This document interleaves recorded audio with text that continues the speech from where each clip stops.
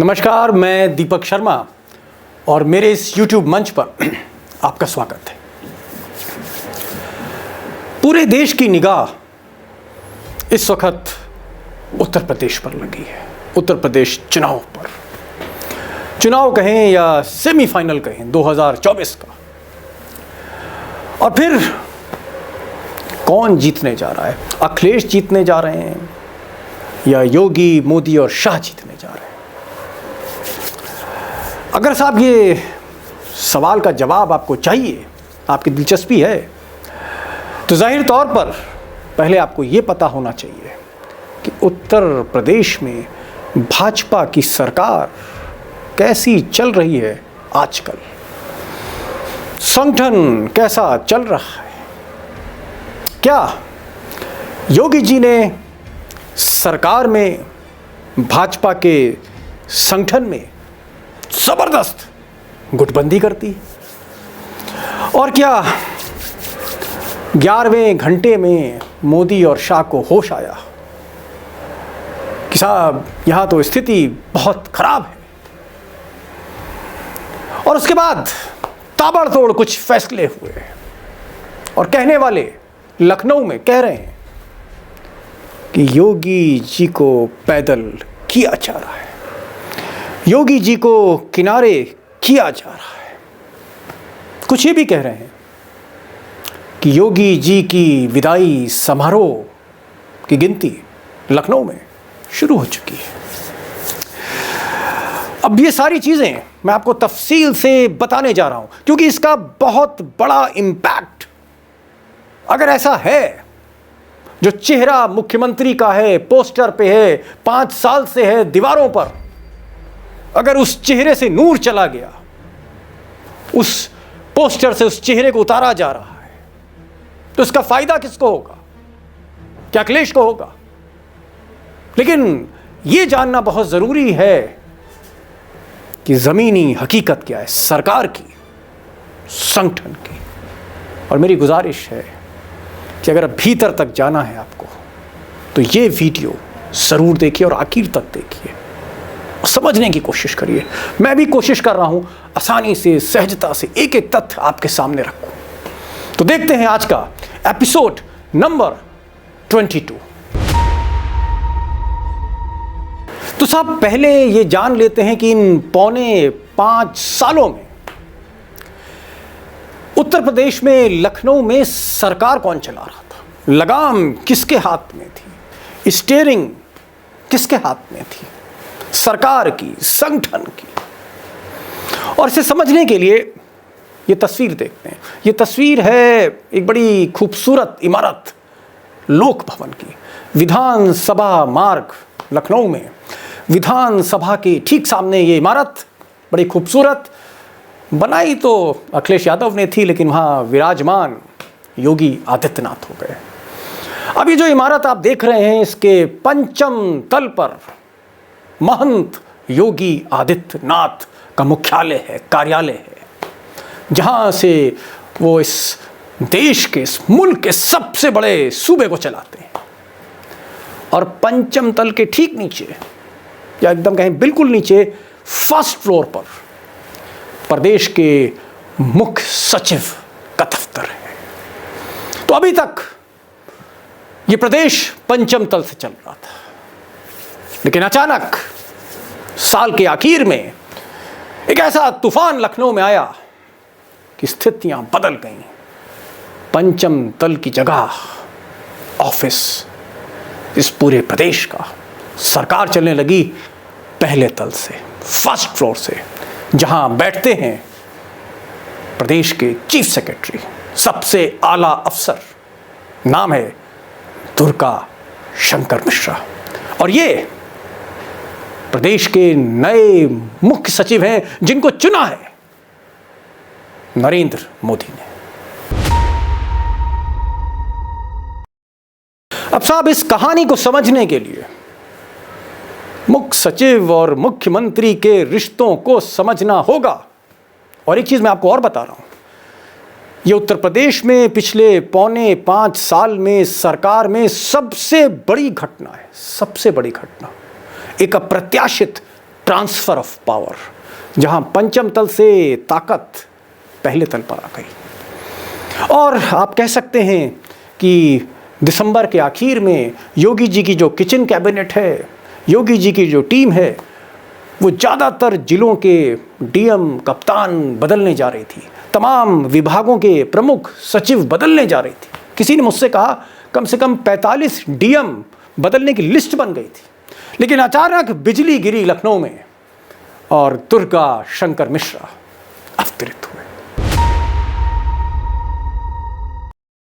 अब सबसे चौंकाने वाली बात यह है कि मुख्यमंत्री योगी आदित्यनाथ को, महंत जी को पता ही नहीं था, ये जानकारी ही नहीं थी कि उनके सूबे का सबसे आला अफसर मुख्य सचिव बदला जा रहा है। फैसला दिल्ली में हो चुका है, मुख्यमंत्री को पता ही नहीं, जानकारी ही नहीं, कौन है, कौन आ रहा है, कब आ रहा है। और कहने वाले कहते हैं कि 29 दिसंबर को 3 बजे के आसपास प्राइम मिनिस्टर ऑफिस के कार्मिक मंत्रालय से, दिल्ली से एक फ़ोन आया कार्मिक के प्रमुख सचिव उत्तर प्रदेश के पास, और उस फोन में कहा गया कि आप तुरंत जल्दी ईमेल के जरिए आप 1984 बैच के आईएएस अधिकारी दुर्गा शंकर मिश्रा को वापस बुलाने के लिए मेल करें। थोड़ी देर में साहब मेल चला गया और कुछ ही देर में यह ऐलान हो गया लखनऊ में कि दुर्गा शंकर मिश्रा, प्रधानमंत्री मोदी के सबसे चहेते अफसर, लखनऊ में नए मुख्य सचिव होंगे।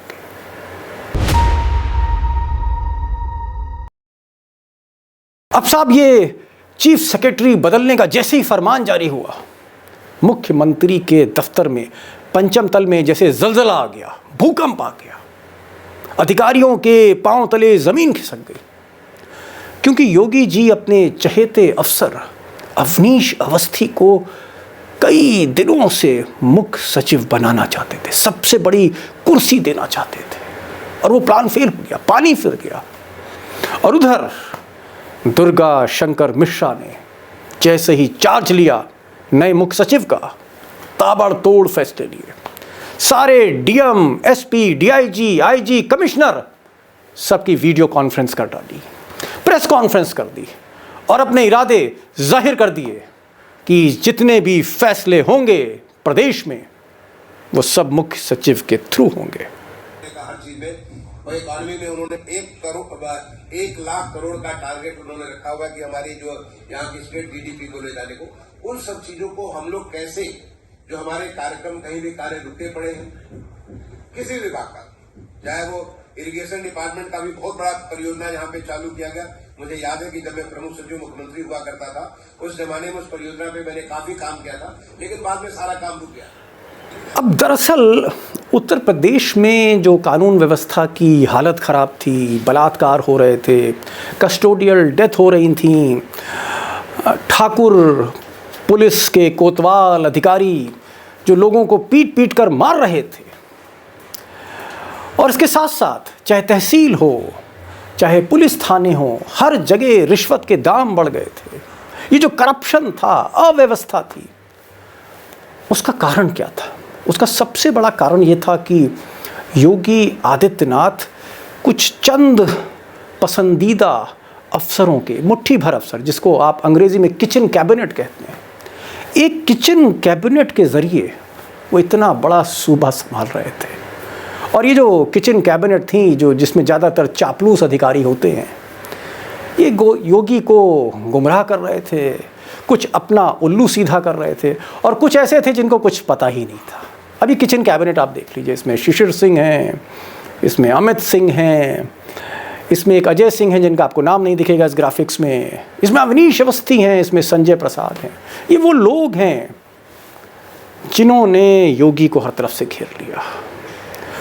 और ऐसा कहते हैं कि आलम यह था कि सारे access door to chief minister office बंद हो गए, विधायक तक मिल नहीं पाते थे, मंत्री तक मिल नहीं पाते थे, और इस लॉबी ने, मैं कह सकता हूँ, ऐसी दुर्दशा कर दी जो डबल इंजन की सरकार में किसी को उम्मीद नहीं थी।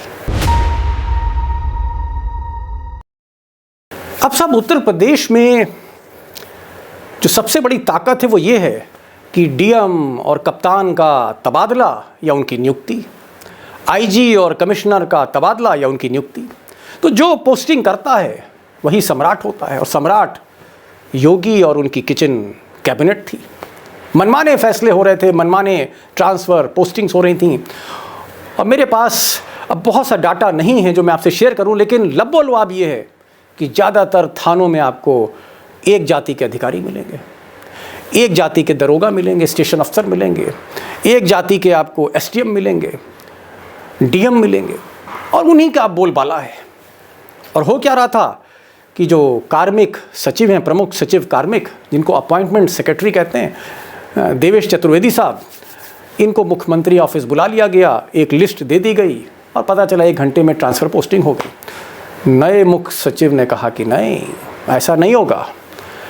कार्मिक सचिव पहले मेरे पास लिस्ट लाएंगे और मैं देखूंगा कि किस अधिकारी को बदला जा रहा है और क्यों बदला जा रहा है, और जब मैं लिस्ट ओके करूंगा तब वो मुख्यमंत्री के पास जाएगी। और ये ऐसा फैसला था जिसने योगी जी को, उनके रुतबे को, उनके रसूख को पैदल कर दिया।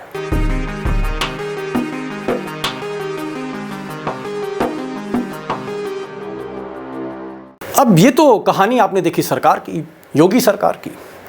नारा है अव्वल उत्तर प्रदेश, नंबर 1 प्रदेश। उसकी आपने ज़मीनी हकीकत देख ली कि किस तरह मनमाने फैसले योगी की किचन कैबिनेट ले रही थी, और उसका असर, जो गलत प्रभाव पड़ रहा था, वो ज़मीन पे पड़ रहा था। खराब कानून व्यवस्था, बढ़ता भ्रष्टाचार और तमाम चीज़ें। और मुख्य सचिव को लाकर योगी को सरकार में हाशिए पर धकेल दिया गया।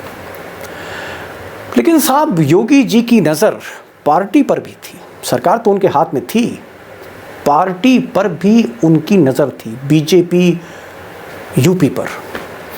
और यहाँ बीजेपी यूपी में 2 अधिकारी शीर्ष थे। एक अमित शाह के संगठन महामंत्री सुनील बंसल, और दूसरे प्रदेश अध्यक्ष स्वतंत्र देव सिंह। अब सुनील बंसल को योगी जी ने चाहा कि अपनी तरफ लाएं, लेकिन सुनील बंसल अमित शाह के राइट हैंड मैन थे। उनका कहीं ना कहीं एक अनबन सी रही। तो योगी जी ने स्वतंत्र देव पर निगाह डाली और धीरे धीरे स्वतंत्र देव को सरकार ताकत देने लगी। अब कुछ लोग कहते हैं कि योगी जी ने स्वतंत्र देव से कहा कि साहब, आप ओबीसी हो, आप क्यों नहीं प्रदेश के नंबर 1 ओबीसी चेहरा बनते हैं, केशव प्रसाद से बड़ा चेहरा बन सकते हैं। और इसलिए स्वतंत्र देव भी योगी के करीब आने लगे।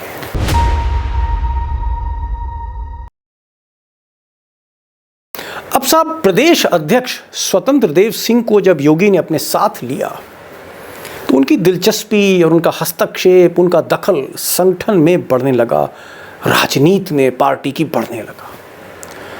और एक राजनीतिक किचन कैबिनेट, योगी के कुछ खासम खास मंत्री नेता वो योगी के किचन कैबिनेट का हिस्सा बन गए, जिसमें डॉक्टर महेंद्र सिंह, जो फंस गए एक बड़े घपले में जल शक्ति मंत्रालय के। इस किचन कैबिनेट में सुरेश सिंह राणा, गन्ना मंत्री, बड़े खास। इस कैबिनेट में मोती सिंह, इस कैबिनेट में धीरेन्द्र सिंह, जो एक विधायक पश्चिमी उत्तर प्रदेश के। ये जो किचन कैबिनेट थी, धीरे धीरे यही योगी की, आप कह सकते हैं कि नवरत्न थे। और हालत ये थी कि बड़े बड़े मंत्री, चाहे वो ब्रिजेश पाठक हों, चाहे वो श्रीकांत शर्मा हों, चाहे वो केशव प्रसाद मौर्य उप मुख्यमंत्री हों, चाहे वो दिनेश शर्मा उप मुख्यमंत्री हों, इनकी सुध लेने वाला कोई नहीं था। सारे फैसले सुरेश राणा, महेंद्र सिंह, मोती सिंह, धीरेन्द्र सिंह, यही थे आंख, नाक और कान योगी के।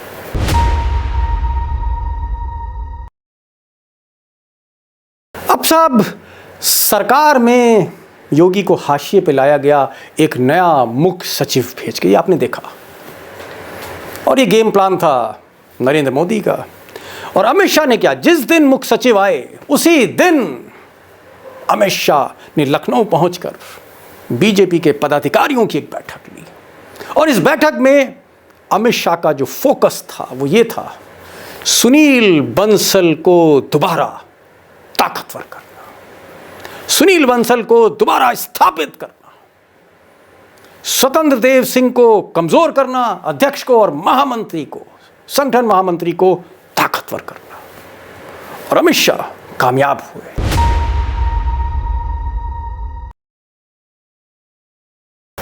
अब साहब योगी के जो मनमाने फैसले थे सरकार में, उनके जो मनमाने फैसले थे पार्टी में, राजनीति में, जिस तरह से वो प्रदेश चला रहे थे, ये सारी चीज़ें मोदी और योगी को बहुत देर बाद पता लगे।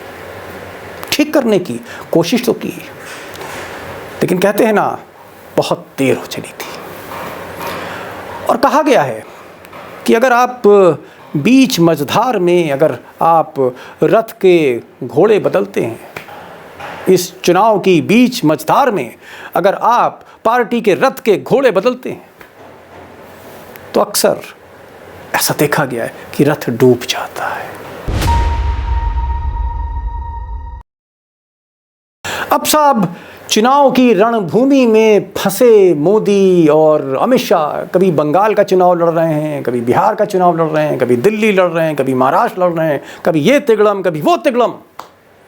इन सब के बीच में उन्होंने 4.5 साल उत्तर प्रदेश की सुध नहीं ली, डबल इंजन सरकार की सुध नहीं ली। और जब डबल इंजन आपस में टकराने लगे तो नींद टूटी, लेकिन बहुत देर हो चुकी थी। कहने वाले ये भी कहते हैं कि अगर मुख्य सचिव बदलना ही था, अगर वहाँ पर अव्यवस्था थी, असमंजस की स्थिति थी, कन्फ्यूजन था, क्योस था, तो ये मुख्य सचिव साहब साल भर पहले बदल देते। अगर आपको संगठन में फेरबदल करने थे तो सुनील बंसल को आप पहले ताकत दे सकते थे। आखिरी ओवर में आप चाहते हैं कोई करिश्मा हो जाए, कम होता है। तो बहरहाल ये था आज का वीडियो, जिसमें मैंने कोशिश करी है ये दिखाने की कि योगी कैसे धीरे धीरे अप्रासंगिक होते जा रहे हैं, उनको पैदल किया जा रहा है। लेकिन ज़मीनी हकीकत क्या है कि जहाँ योगी पैदल हो रहे हैं, वहीं अखिलेश का जो रथ है उसमें भीड़ कम होने का नाम नहीं ले रही, भीड़ बढ़ती जा रही है। और ये भीड़ बहुत कुछ कहती है, बहुत कुछ इशारा करती है। उस इशारे पर अगले वीडियो में बात होगी। आज बस इतना ही। और चलते चलते मैं चाहूँगा आपसे फिर से एक बार रिक्वेस्ट करना, हाथ जोड़कर विनती, सविनय निवेदन कि आप मेरे चैनल को शेयर करें, लाइक करें, सब्सक्राइब करें। ये आपकी आवाज़ है और मेरी कोशिश रहती है सच आप तक पहुंचाने का, क्योंकि सच जानना आपका हक है। तो इस पर कुछ ज़िम्मेदारी आपकी भी है कि इसको थोड़ा शेयर करिए और कम से कम आप बेल आइकॉन दबा दीजिए, सो दैट आपको जो मेरी खबरें हैं, जो वीडियोज़ हैं, वो सबसे पहले मिले। तो आज बस इतना ही। नमस्कार।